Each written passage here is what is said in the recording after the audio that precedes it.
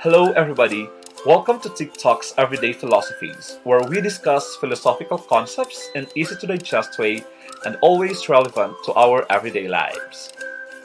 This video discusses eudaimonia, a central concept in the framework of virtue ethics.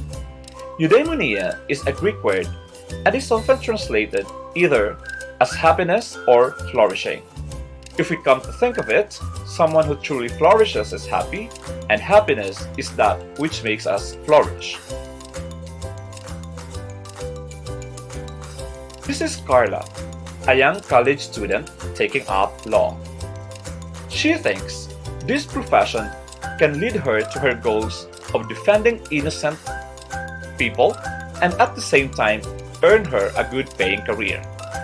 Thus, she studies really hard to achieve her dream. This brings us to the first concept in virtue ethics, that all actions or activities aim at an end. A carpenter works to finish her furniture.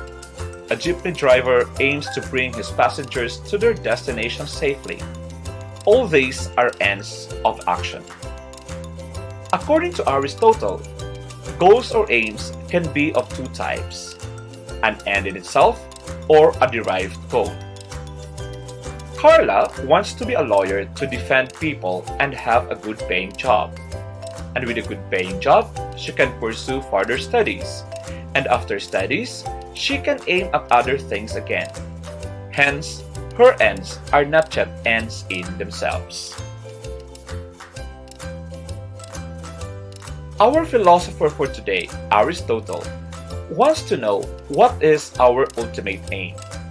An ultimate aim is that which is not derived and must be pursued for itself. So he thinks, what is that? And he comes to the realization that this ultimate aim is what he calls eudaimonia. It is the ultimate happiness and is pursued for itself. For Aristotle, eudaimonia is self-sufficient, final, and attainable. It is self-sufficient because it completes human life. It is final because it is desired for itself and not for the sake of something else.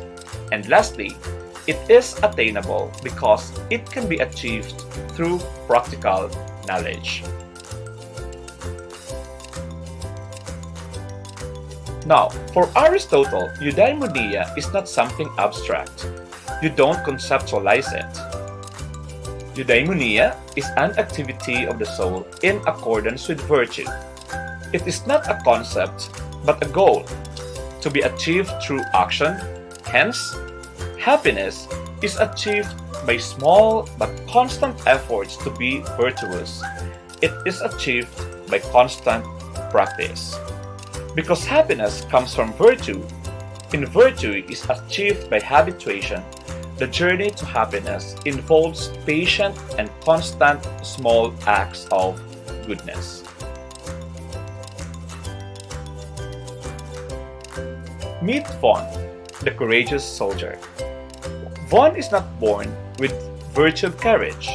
In fact, Aristotle argues that no one is born virtuous. One becomes virtuous. In the case of Vaughan, therefore, his being a courageous soldier is a product of all the activities that taught him what is courage. Sometimes, Vaughan missed the mark and becomes a coward. Sometimes, he acts rashly.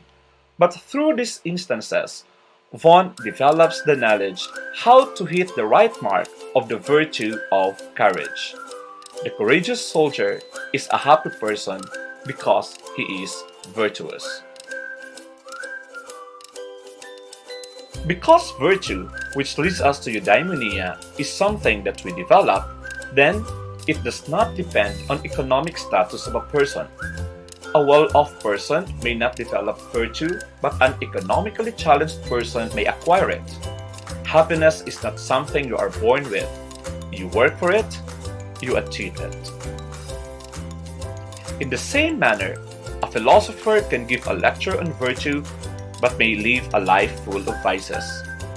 We flourish by acting on our ends, not by meditation. Hence, In this presentation on Eudaimonia, it leads us to this one final note. Be careful of the actions that you constantly do. They become habits, and habits become your character, and character becomes you. In the next lessons, we will be discussing what Aristotle's notions of the soul and how do we achieve virtue. These two notions will further clarify for us how Aristotle sees happiness. And so until then, see you on the next videos here in Tech Talks Everyday Philosophies.